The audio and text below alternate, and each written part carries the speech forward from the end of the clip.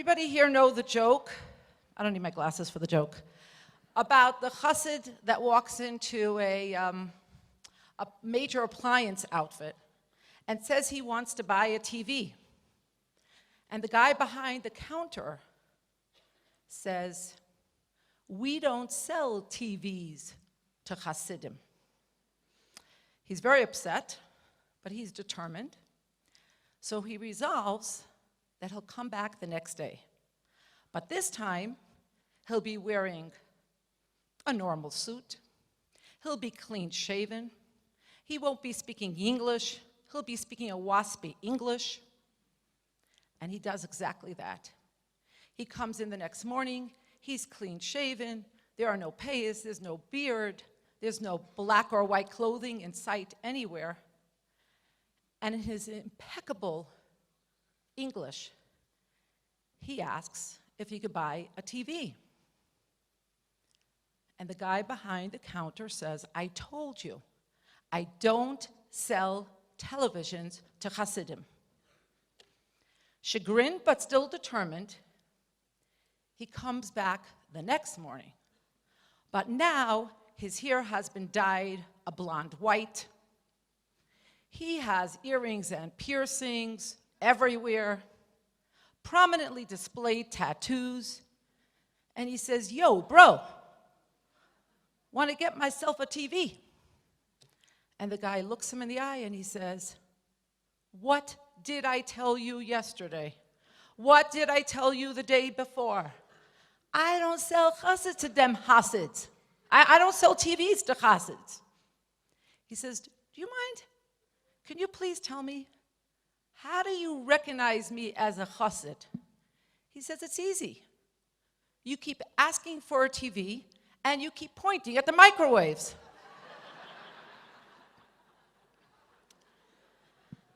I'm not a big jokester. I don't believe you have to open up a presentation, especially when you have valuable moments. But this is a valuable joke because we do this all the time. We say one thing, and with every part of our being, literally or figuratively, we point to something else. We have to stop doing that.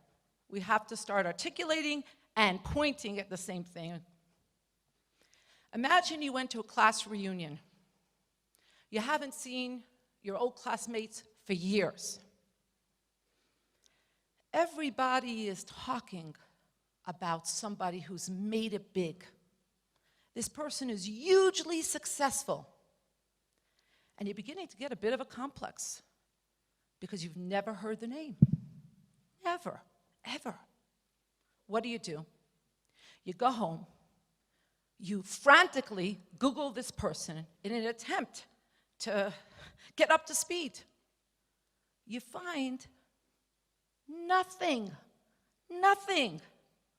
This is not a person in the Fortune 500 bracket. There are no hits, not even one entry. You come to find out, when you ask around, this was a psychological experiment. When people were told this person made it big, was usually successful, every single person thought the same thing. Usually successful must be a multi-millionaire. No. This person was usually successful because they were a nice person. They had a beautiful family. They had children. They did charitable works.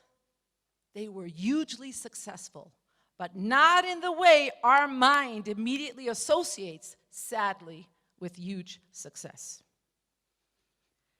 Flying, for a lot of us, if not most of us, is a very humbling experience. As those of us whom the airlines call the economy class, but we all recognize are in cattle class, are getting buckled in, they welcome us. We want to welcome you all. And a special welcome to the gold and platinum medallion holders, blah, blah, blah. And in case you didn't get the insinuation of the hierarchy, They remind you which restrooms you may or may not use. No wonder that nobody's listening when they tell you how to escape the plane. You have been insulted. And again, in so many ways, society teaches us about a hierarchy and what is important and who is important. No sour grapes here. Think about this event. Think about what would be the biggest disaster, God forbid, that could happen during this event. Well, I could think of some. A fire breaks out, God forbid, and everybody has to be ushered out of the building at the same time, and there's mass hysteria. Or a power failure. That would be bad. Or imagine if the sewer system backed up on us. At a certain point, everybody would have to leave. That's the great equalizer. But this is a Jewish event, so maybe you're thinking the biggest disaster would be if none of the food or drinks ever came.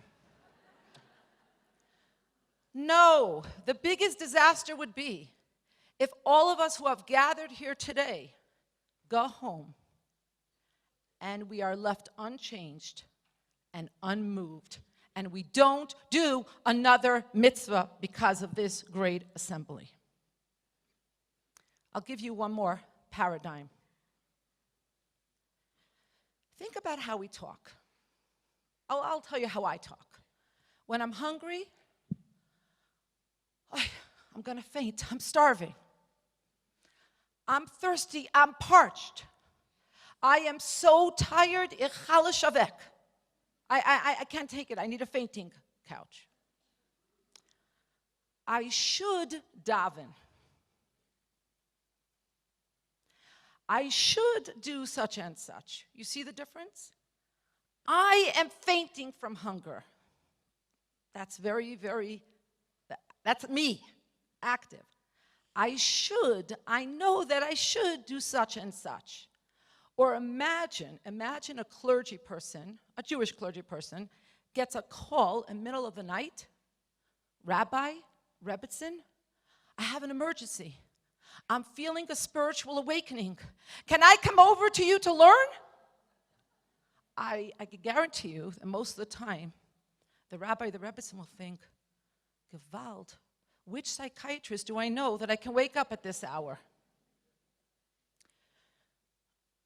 I want to submit that the most succinct way to wrap up all of our challenges in the spiritual realm is that we think of ourselves as people, as bodies, and we know we have souls.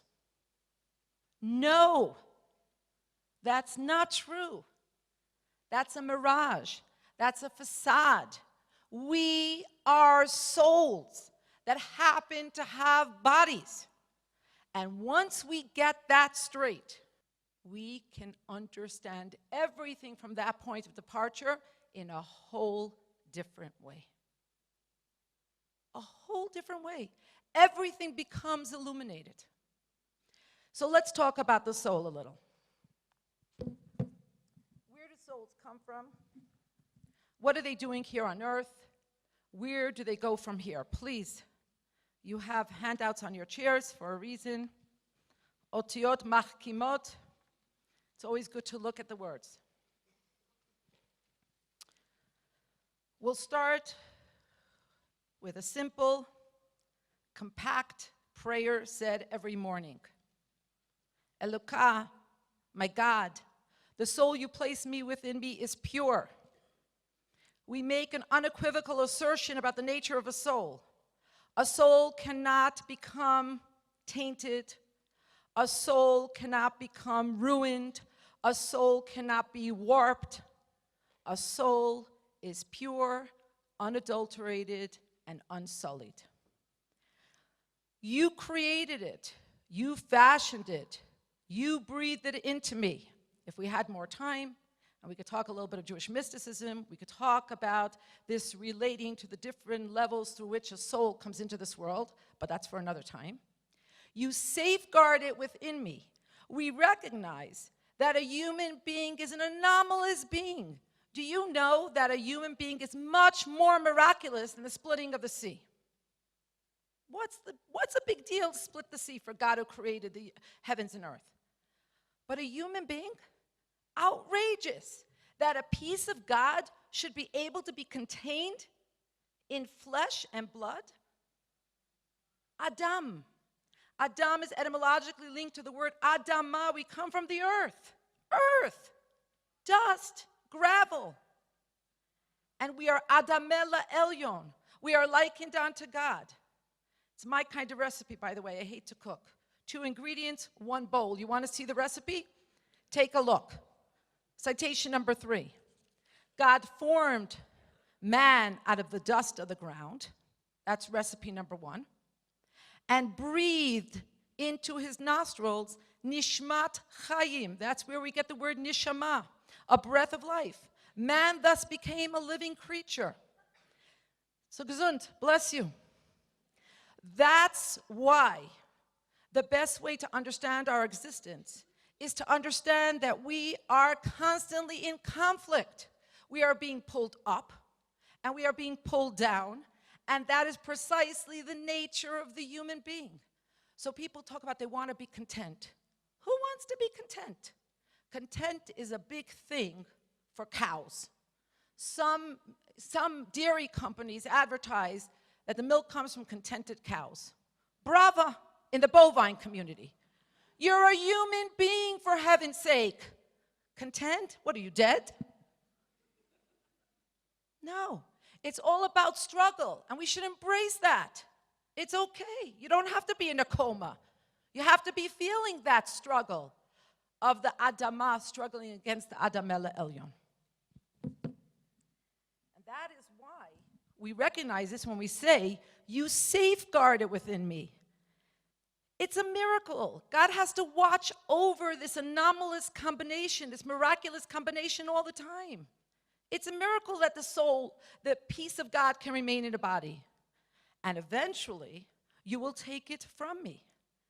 Because the body and soul can only remain in this very unlikely marriage, in this very, very unlikely synergy for a certain amount of time.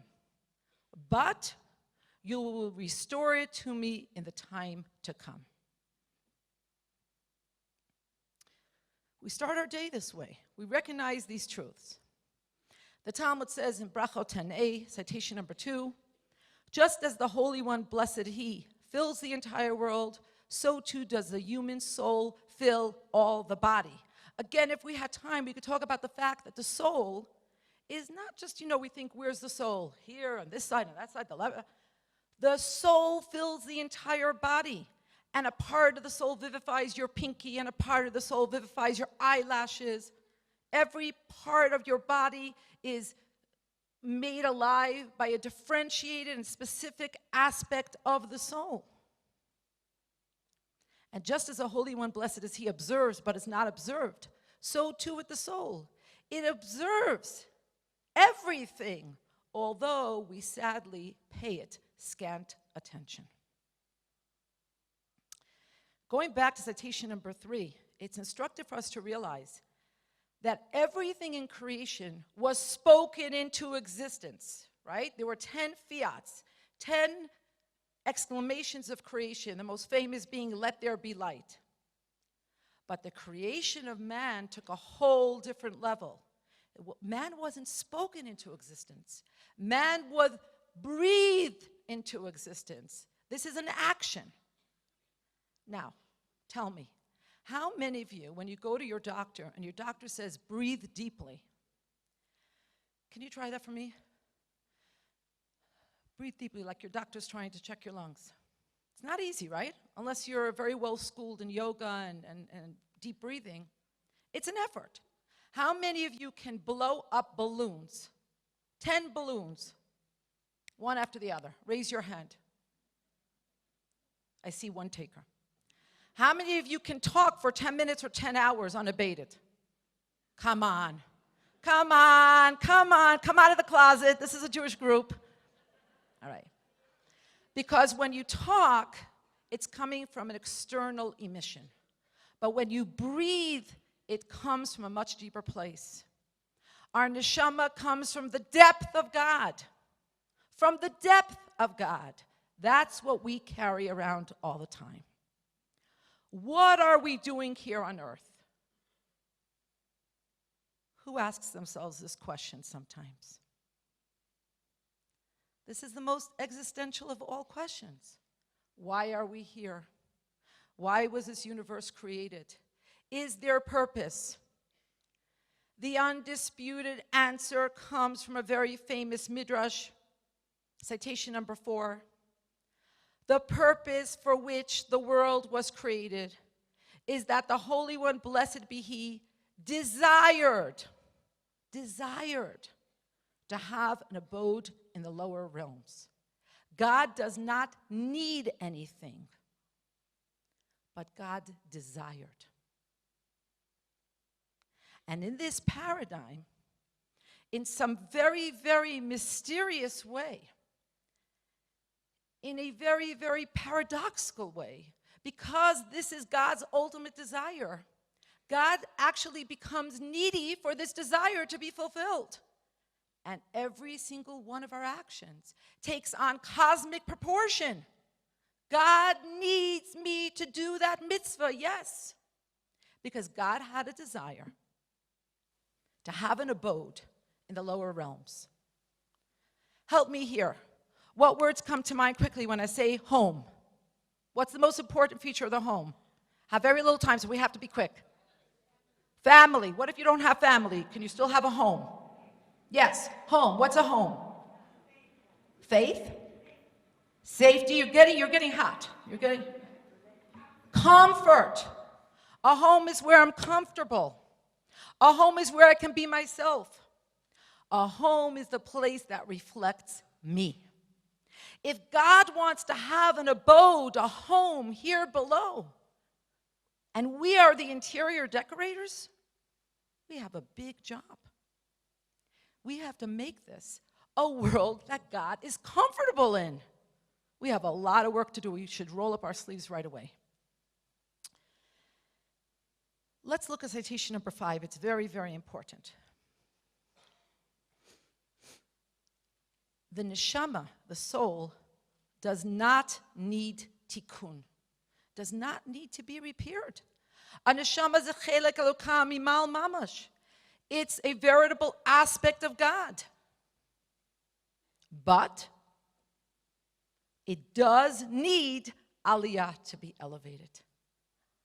This is an awesome thought.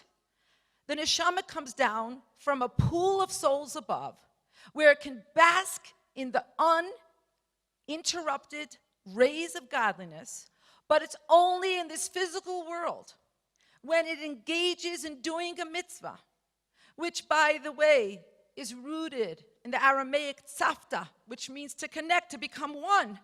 Only then does this soul get an aliyah. It's amazing.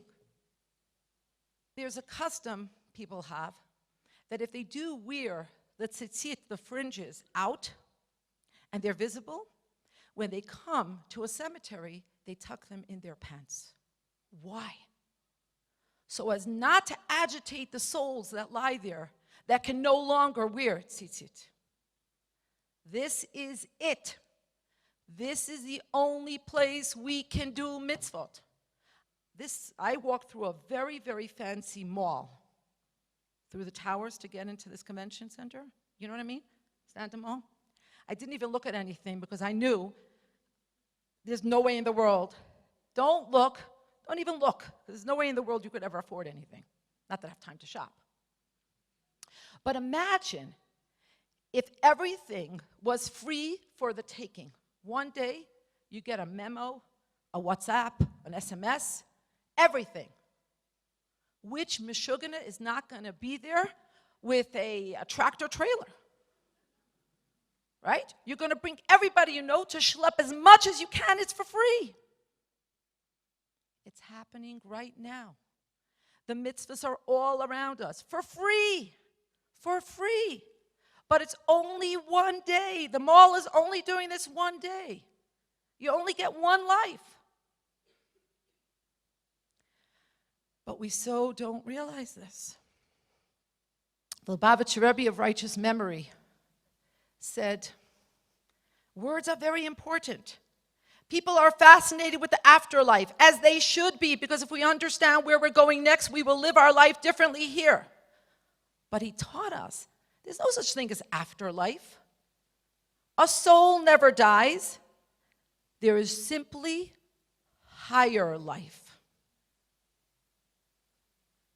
Where do souls go when they die? They don't die. They just go higher. So let's talk about what's going on upstairs. So please, we're going to read citations 7 and 8. Don't get nervous. There's no quiz. But I need some participation here. Rabbi Yaakov said, this world is like an antechamber before the world to come. Prepare yourself in the antechamber so that you may enter the banquet hall. Quick, by a raise of hands, if you read this Mishnah, if you read this teaching, what is your impression? What's more important, the antechamber or the world to come? Okay, antechamber, more important, raise of hands. World to come, more important, raise of hands. Okay. An antechamber is a place you touch up your lipstick, you straighten your tie. The banquet hall is the big hoo-ha, right? You want to be stuck in the antechamber all the time? No, you want to get in where the action is. So we have to understand the next Mishnah by the same author. He, Rabbi Yaakov, used to say, 1 hour of repentance and good deeds in this world is better than all the life of the world to come. Okay, let me read this again.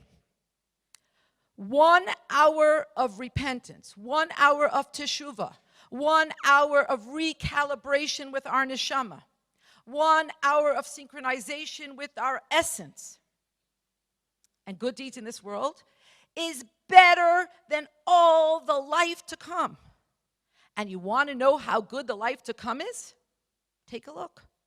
1 hour of bliss in the world to come is better than all the life of this world. All the Godiva chocolate, all the ribsteaks, all the great films you miss that you get to see, every single hatification spot, every single wonderful sensual pleasure. None of this holds a candle to 1 hour above. But go back to the beginning of the Mishnah. 1 hour of repentance and good deeds in this world is better than all the life of the world to come. Do you hear that? 1 hour of teshuvah and good deeds in this world, better than all the life to come. What is Rabbi Yaakov telling us?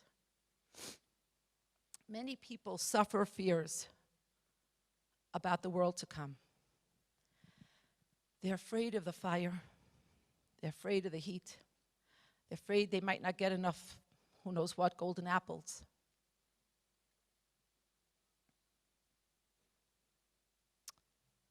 We have to understand what's going on.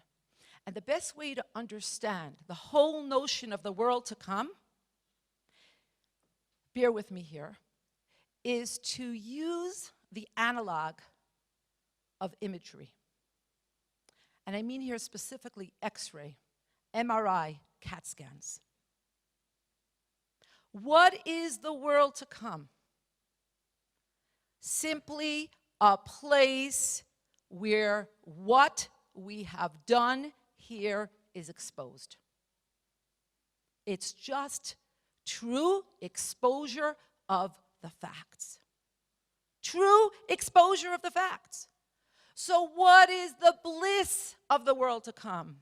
The bliss of the world to come is the neshama seeing that it actually fulfilled its tachlit, its mission for which it came into this mall. What is the pain? What is the heat of Gehenna? I just want to make a very quick disclaimer. I know for American audiences this is very, very important, perhaps here not so. Yes, Jews believe in the notion of Gehenna. No, we do not believe that a person could be damned to hell forever. The maximum amount of time that a neshama can spend in what I call the dry cleaners, because that's what Gehenna is, the dry cleaning of stains that have adhered themselves to the neshama.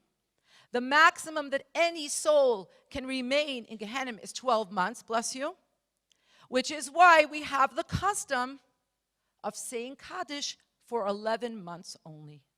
With this, we signal that the person that we're saying Kaddish for could not possibly need the maximum amount of time.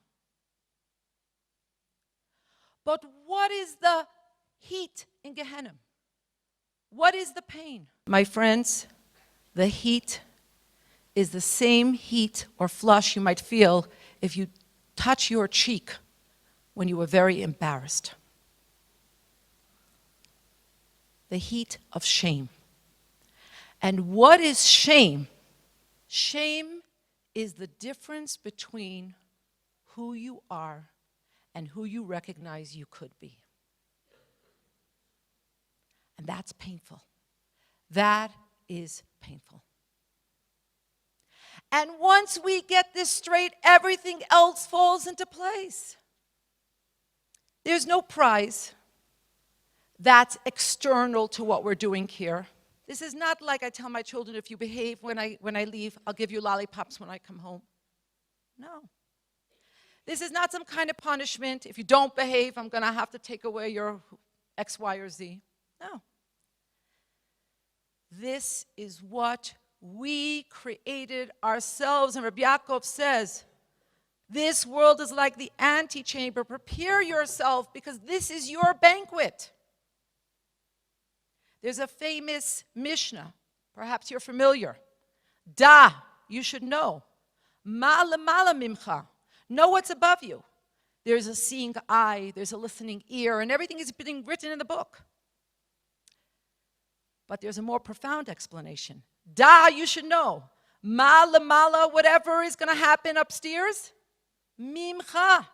It's from you. It's what you did.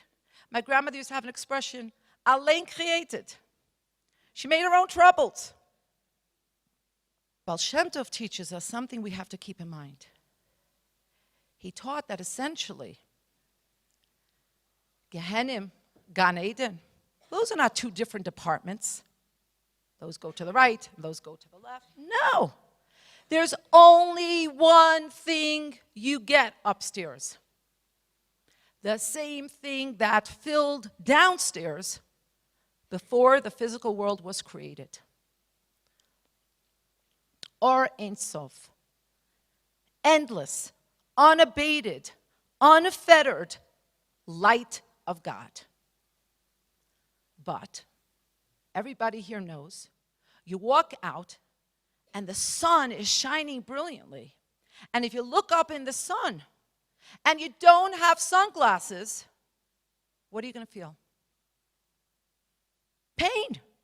You're going to get a headache. You're going to start squinting. When you try to open your eyes, you're going to have black dots. This is the pain of Gehenna. You simply don't have the right glasses to perceive godliness. To the extent that the soul is still connected to and mired in the physicality of this world, to that extent is it unprepared to receive the light, and so it's painful. On the other hand, the person who's wearing proper glasses to look up in the sun, amechaya, like we say in French. This is wonderful. This is spectacular. This is why I came.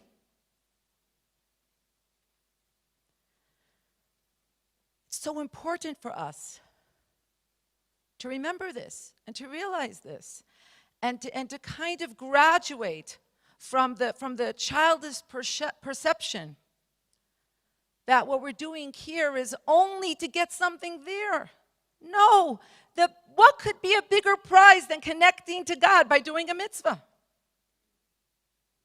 That is the prize. So we're going to move very quickly, and I hope everybody understands that I am simply skirting the surface of tremendous depth. given 45 minutes. You understand that? So I don't want anyone to think that this is anything near a comprehensive treatment of these very, very important subjects.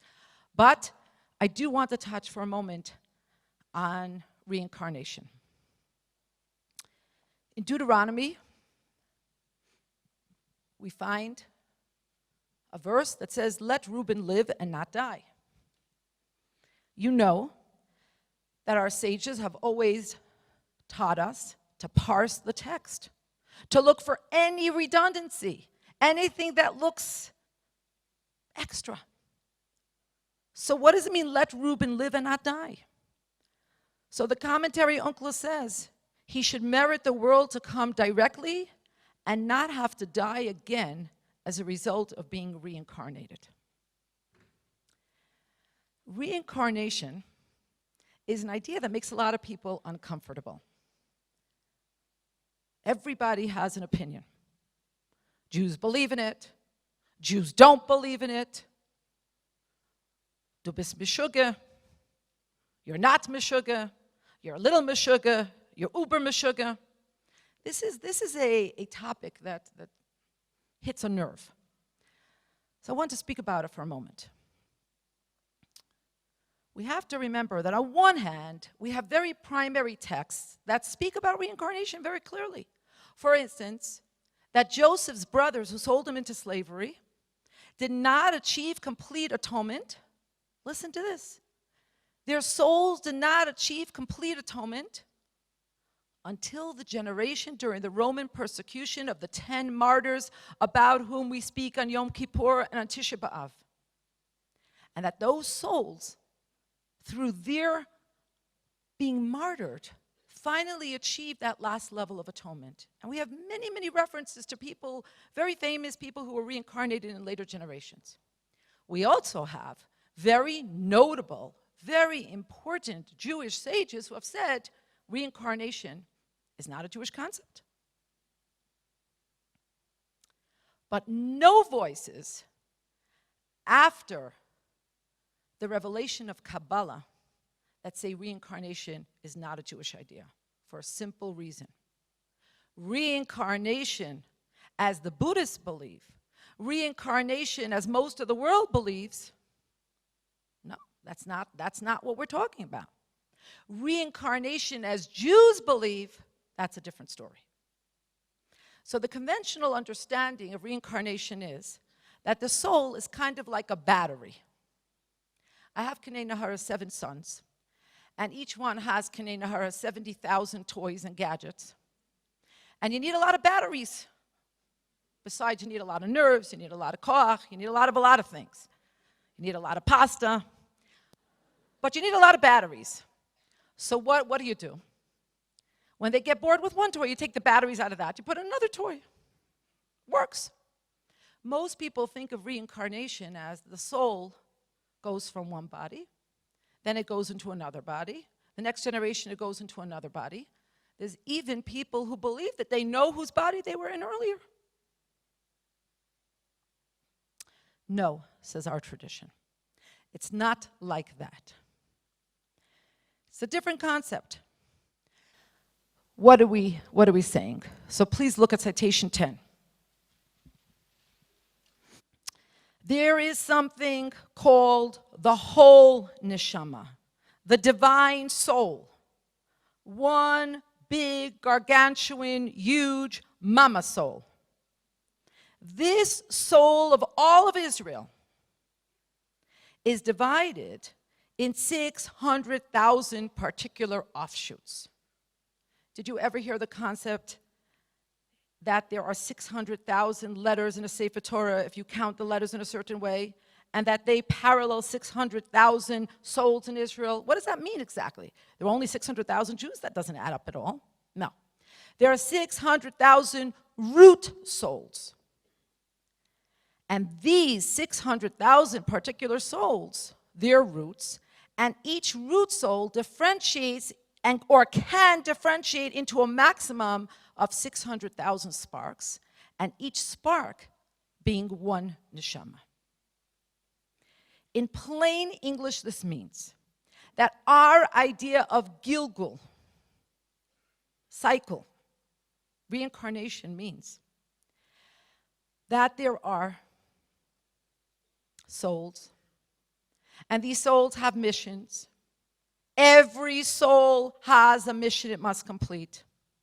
There's a general mission. There's a particular mission that my soul must complete, that your soul must complete. Unfortunately, we don't come with tags that tell us what that particular mission is. And if we had more time, I could give you some clues as to how we find out what our particular mission is.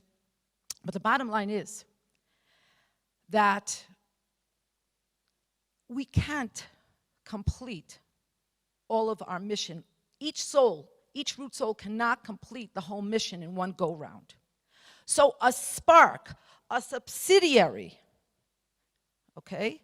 Let's use another metaphor. A branch, another shoot comes off of this root soul. That becomes a new neshama. It's like the passing of the baton. Do you follow? This also explains a question that keeps people up at night.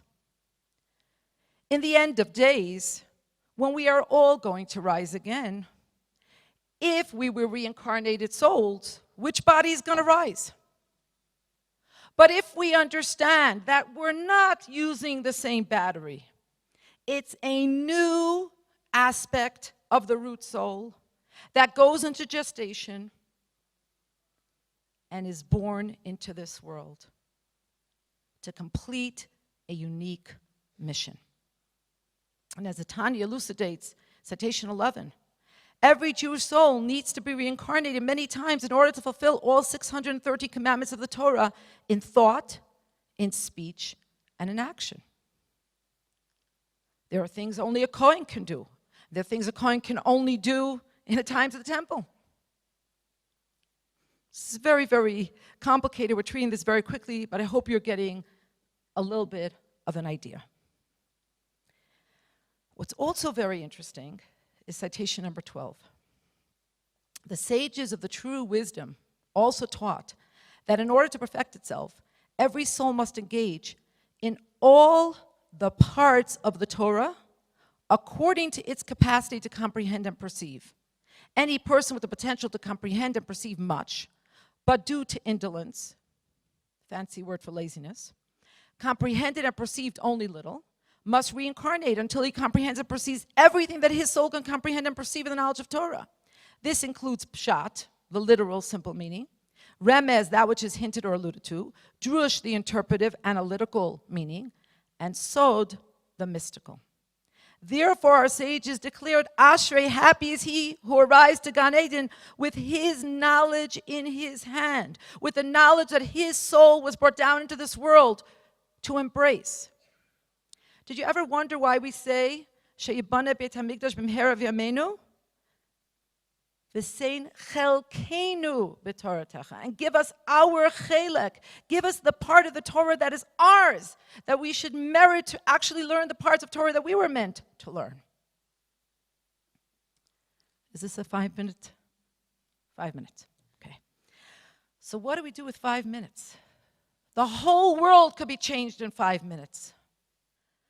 The story is like this. If we realize that we're in the most expensive mall, and everything is free for the taking if we just take it, then it's also helpful to contemplate another thought. That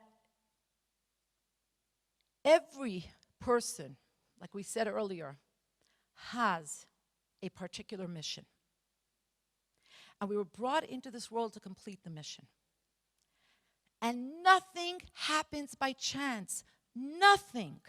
If we find ourselves in an airport for an extra hour, if we find ourselves going to school in a particular university and not another, and that was just our safety school, wasn't really our first choice. Anything that happens is a sign from above that this is a place where our neshama has to accomplish something. And this is a thing, if it came into our possession, this is a thing with which we have to do something. It's amazing. And I'm going to use the remaining 3 minutes to tell you a story that I first heard in second grade. Second grade. Chaim. But I never forgot, and find that it's even more valuable now that I'm in third grade. I'm going to have to tell the story very, very quickly, and I'm not going to be able to embellish it at all, although I'm capable of that. You'll have to believe me. So this guy is a shlemiel and a shlemazel. And what's the third one? Shlemiel, shlemazel, and the one that says the egg is on your shirt, whatever it is. Anyway, he's all three, and he can never make a living. And one day he comes to his wife, and he says, I have a fantastic idea. I heard that there's a place where there are diamonds on the floor. Everywhere you look, there's diamonds. I'm going to buy a boat. I'm going to get those diamonds. I'm going to fill my pockets. I'm going to come home. Our worries are over. Shine. She says to him, I don't know what you're smoking, but I'd like some of it. But, she tells him not to buy the boat. But of course, he doesn't listen to her. He goes and buys the boat. Oh my God, she says to herself, this is it, we're finished. He gets on the boat, he gets there. He's so excited. He falls on the floor. He doesn't kiss the ground. He takes the diamonds, he puts them in his pockets. And then he says to himself, you know what? There's no hurry, there's no worries, there's diamonds everywhere. I'm going to go have myself a good meal. He orders everything on the menu, and he orders everything on the menu for everybody else that's in the restaurant. He's a la gova. He's on top of the world. He has diamonds. But when it comes time to pay, he takes out a diamond or two, and they look at him like he has 6 heads.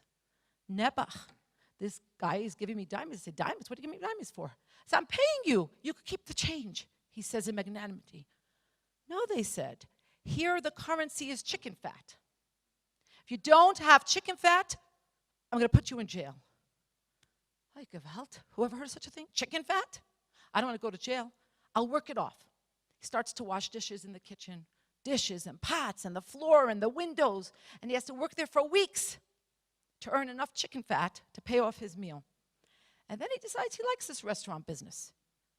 And he works more and he invests and he buys one restaurant, a second restaurant, and then he remembers some 3 years later that he has a wife at home. So he fills the whole boat with chicken fat. A huge boat. If you want, you could, when you retell the story, you could say a fleet of boats. With chicken fat.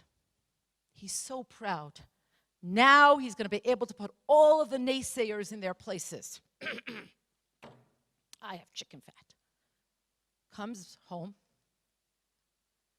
It stinks. Reeks. He walks off. $1 million. A fleet of boats. They're clapping there. A fleet of boats with chicken fat. His wife, who heard there's a fleet of boats, she was interested to see who does have seichel. Obviously not her husband. So she also came to see. And when she sees him walk off, and she asks him, the diamonds. Diamonds, he says? Boats full of chicken fat. She says, I don't believe it. I just don't believe it. Are you serious? You have no diamonds? Somehow he finds in the old pants with which he came some diamonds in the bottom of the pocket.